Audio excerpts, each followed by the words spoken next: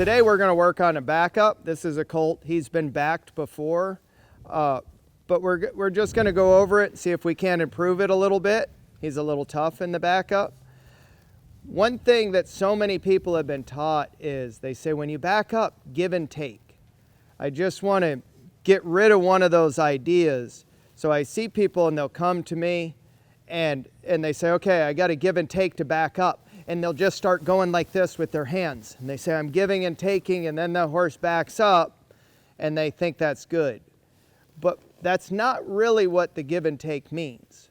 What the give and take means is I'm going to take a feel of this horse's mouth, and when he backs up, I'm going to give back to him.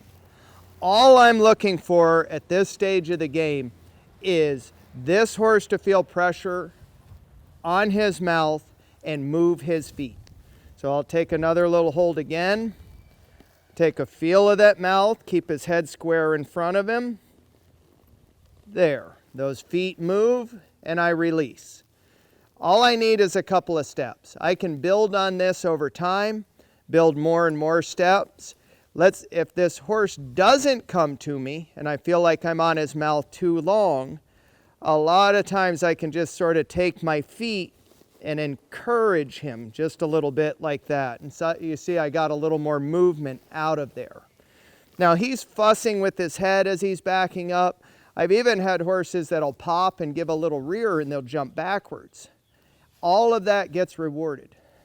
It's not that we want that, but it's we have to know the way that horses think is this horse is going to find the most efficient path to his reward. His reward is that release of pressure. So over time, if I ask him to back up, put that pressure on his jaw, and he throws his head up in the air and he backs up, well, that's more work and less efficient than simply backing up. So I'm still going to reward that, knowing over time he's going to start omitting all by himself anything that's not efficiently getting him to his reward. So I try not to fight too much through that stuff. Take a feel of that jaw. Maybe I'll help him with my feet a little here. Good. And he's fighting me just a little bit. This horse is at a stage now where I can ask for more than just a couple steps. When I first start, any movement I'll take. If he moves the leg back just an inch, I'll take that. But over time, I can stay in that pressure for a longer and longer period of time until I feel like, there, I like that better than when I started. And he'll get more mobile out of that front end. He'll get more willing in that backup over time. That's just sort of the experience factor of knowing when it's time to quit.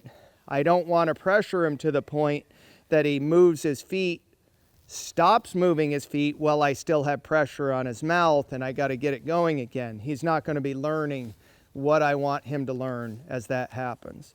But just try one more. Each one's getting better than before. We're getting there.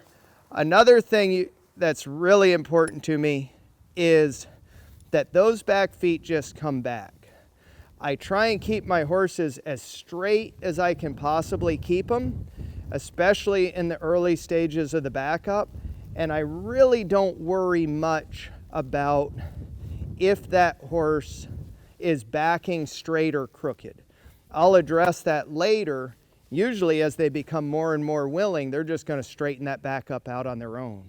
But what we see a lot is people will start backing one and they get a little crooked, so they start kind of pulling like this or pushing or leaning here, and they're trying to straighten that backup out. Well, you had one problem, which was a crooked backup. Now you have two problems. You turned your one problem into two. Now you have a crooked backup and a horse that's out of position or in a really bad position, and when they're out of position, they can't back straight no matter what. So over time, as that horse becomes more willing, we can do a little bit more to maybe adjust that front end or block a hip or what we need to do and teach that horse how to back straight. Right now, we're just looking for that horse to relieve the pressure by stepping his feet backward.